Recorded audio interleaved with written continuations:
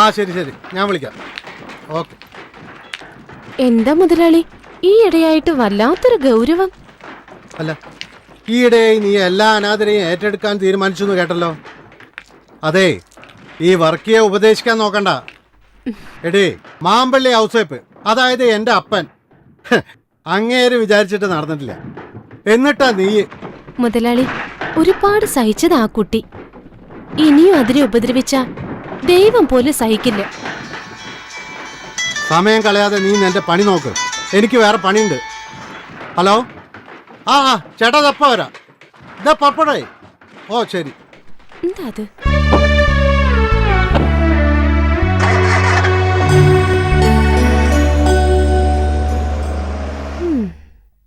എന്റെ ഗോപാലൻ ചേട്ടാ, രാവിലത്തെ ഈ നടത്തം കാരണം കാലിനൊരു നീർക്കെട്ട്.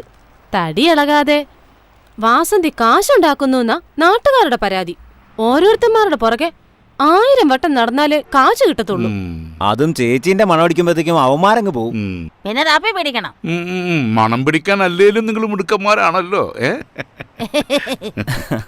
ഗോപാലൻ ചേട്ടാ, ബിസിനസ് ഇപ്പൊ മോശ. പണ്ടത്തെ പോലെയല്ല. ആൾക്കാർക്കൊക്കെ ബാങ്ക് വാരി കൊടുക്കല്ലേ. വാസന്തിയുടെ പരിചയമില്ല. എന്തോന്ന് വാസന്തി, ബാങ്ക് എന്ന് പറഞ്ഞാൽ അപേക്ഷിച്ച് കഴിഞ്ഞാൽ തന്നെ ചാവടി യന്ത്രത്തിനല്ലേ പാസ്സാവൂ. എളുപ്പം കിട്ടാൻ വാസന്തി തന്നെ സ്വരണം. വാങ്ങാൻ വരുമ്പോ തേനെ പാലേന്നൊക്കെ വിളിക്കും. കയ്യെ കിട്ടിയ പിന്നെ മുങ്ങി നടക്കും. ഇവറ്റകളെ തീറ്റിപ്പോറ്റിയ പിന്നെ മിച്ചമൊന്നും ഉണ്ടാവില്ല. ആ ഗോപാലൻ ചേട്ടാ, നിങ്ങളുടെ സ്വന്തക്കാരിയുടെ. ഓ, ഏത് സ്വന്തക്കാരി? അങ്ങനൊരു സ്വന്തക്കാരി? നിങ്ങളൊരു സുന്ദരിയെ പാർപ്പിക്കുന്നില്ലേ, അവള്. ഓ, ആ പൊട്ടിപ്പോട്ടോ, ആർക്കറിയാം. പിന്നെ വാസന്തിക്ക് അറിയില്ലേ ഞാൻ അത്രക്കാരനല്ലാന്ന്? എനിക്കറിയാലോ, അതല്ലേ ചോദിച്ചത്. ആ, അവളൊരു കുളിക്കാത്ത പെണ്ണ. നടക്കട്ടെ നടക്കട്ടെ. എന്റെ പൊന്നെ. എന്റെ വർഗിച്ച, നിങ്ങൾക്ക് വട്ടാണോ? അതേടാ, ഇത്തരം കാര്യത്തില് വർക്കിച്ചന് ഇത്തിരി വട്ടാ. എനിക്കതാ മനസ്സിലാവാത്തത്. സുശീലയോട് ഉടക്കാൻ മാത്രം ഈ പീറപ്പെണ്ണത് എന്ത് കണ്ടിട്ടാ വർക്കിച്ച? സുശീല ഒന്നാന്തരം, അതില് സംശയമൊന്നും വേണ്ട എനക്ക്. എന്നാ ഓക്ക് അല്പം മൂപ്പ് കൂടുതലാ. എന്നാലും കുളിക്കത്ത് പോലും ഇല്ലാതെ. പൊട്ട, നല്ല 5 സ്റ്റാർ ഹോട്ടലിൽ നിന്ന് കഴിക്കുന്നതിനെക്കാട്ടും നല്ലത് ചിലപ്പോ തട്ടുകടയിൽ നിന്ന് തിന്നുമ്പോഴാ.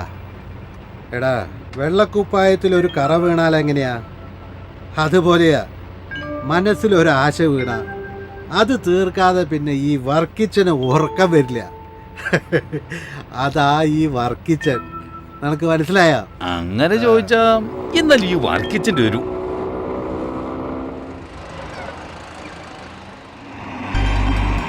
ഇവക്ക് 100 ആയസാ. ഇപ്പൊ പറഞ്ഞോളൂ. അവളെ പിടിച്ച് കേട്ട്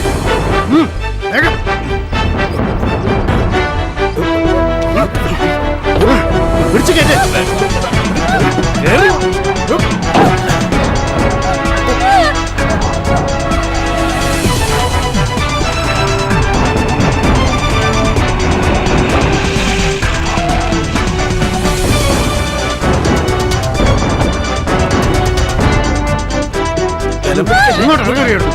പിടിച്ച് കേട്ടി അവിടുന്ന്.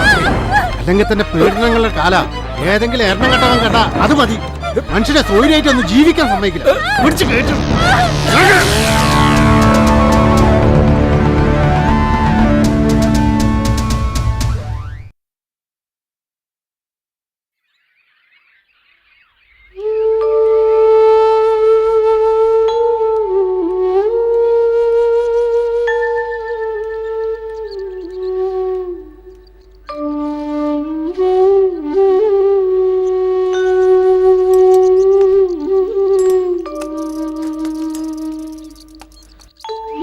നീ അവിടെ എന്തെടുക്കായിരുന്നു?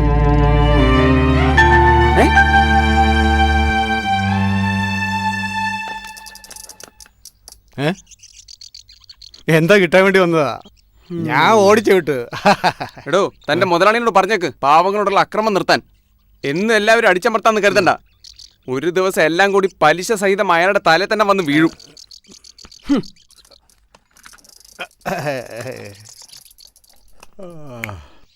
പഴയ സാഹിത്യ സൃഷ്ടികൾ ഇന്നും നിലനിൽക്കുന്നു. പൊറ്റക്കാട്, തകഴി തുടങ്ങിയവർ കാലത്തെ അതിജീവിക്കും. എന്നാൽ ഇന്ന് വളർന്നു വരുന്ന പുത്തൻ എഴുത്തുകാർ അത്തരം ആഴത്തിലുള്ള സൃഷ്ടികളിൽ ഏർപ്പെടാത്തത് എന്തുകൊണ്ടാണ്? ഇന്ന് പെണ്ണെഴുത്ത് ആണെഴുത്ത് എന്നൊക്കെ പറഞ്ഞ് അർഹതയില്ലാത്ത പലരും വാരികകളിൽ നിലവാരമില്ലാത്ത സൃഷ്ടികൾ എഴുതി പിടിപ്പിക്കുന്നു. അത്തരം സൃഷ്ടികൾ ആയുസ് കുറയുന്നു. അബൂക്ക എന്ത് പറയുന്നു? ഏത് വിത്ത് മുളപ്പിക്കാനാവും, എന്നാൽ പാകമായ മൂപ്പത്തിയ വിത്ത് പാകിയാൽ അതിൽ ഫലം പറിക്കാനാവും. ശരിയല്ലേ സ്നേഹരാജേ? ശരിയാണ്. പറഞ്ഞതുപോലെ നല്ല സൃഷ്ടികൾ എന്നും നിലനിൽക്കും. കാലഘട്ടത്തിനനുസരിച്ച് മുളച്ചു പൊന്തുന്നവൻ അതുപോലെ തന്നെ കരിഞ്ഞു പോകും. അതേ ഇപ്പോഴും സംഭവിച്ചിട്ടുള്ളൂ. ആരോ ഒരാൾ പോയല്ലോ. വല്ല കച്ചറയും പെറുക്കാൻ നടക്കുന്നവരായിരിക്കും. ഏയ്, ഇതങ്ങനെയല്ല. ഏതോ നാട്ടിൽ നിന്ന് ഇവിടെ എത്തിപ്പെട്ടതാ. രാത്രിയുടെ മറവിൽ അതിനെ പലരും ശല്യപ്പെടുത്തുന്നു. ശരിക്കു പറഞ്ഞ കാര്യം കഷ്ടമാണ്. വല്ല സാമൂഹ്യ സംഘടനകളിലോ ഏതെങ്കിലും പുനരധിവാസ കേന്ദ്രങ്ങളിലോ കൊണ്ട് ആക്കിക്കൂടെ ആർക്കെങ്കിലും? നീ തന്നെ ഉത്തരവാദിത്തം ഏറ്റെടുക്കണം. അത് നിനക്കും ചെയ്യാവല്ലോ. ഇതാ നമ്മുടെ നാടിൻ്റെ ഒരു ശാപം. ഇതൊന്നും എൻ്റെ കാര്യമില്ലാന്ന മട്ടിൽ സ്വന്തം കാര്യം നോക്കി താൻ നടക്കും. സഹജീവികളോട് മനുഷ്യസഹജമായ അടുപ്പവും സൗഹാർദ്ദവും കാട്ടിയാൽ അത് സമൂഹത്തിന്റെ കൂട്ടായ്മയായി വരും. നാടും പുരോഗമിക്കും. അവൾ അങ്ങോട്ട് പോട്ടെ, നമുക്കിത്തിരി കളിക്കാം. നമ്മുടെ കളി നടക്കട്ടെ. ഇല്ല, എനിക്ക് മാങ്കാവിലൊരു മീറ്റിംഗ് ഉണ്ട്, പോയേ മതിയാവൂ. എനിക്കും പോയിട്ട് പണിയുണ്ട്. നിങ്ങളെ ഞാൻ ഡ്രോപ്പ് ചെയ്യാം. എന്നാ ശരി. എന്നാ ശരി.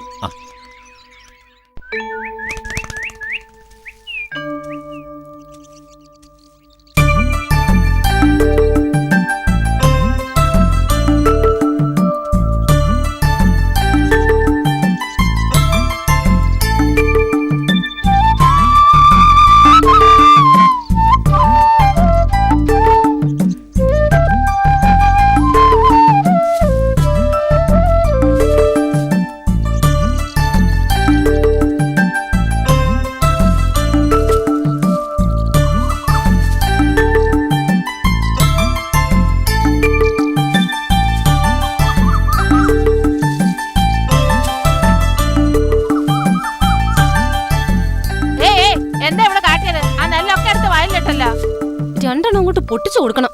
പാവാണെന്നേ, തലയ്ക്ക് നല്ല വെളിവില്ല. കഷ്ടാണ്.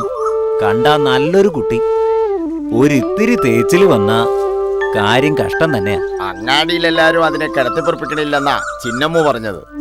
ഓളോട് ഇങ്ങനെ കെട്ടിയോ പറഞ്ഞാത്രേ. ഓനും ചില്ലറ പുള്ളിയല്ല. എന്തേ ഓൻ എന്റെ അടുത്ത് വന്നീനോ ഇത്ര കൃത്യം പറയാൻ?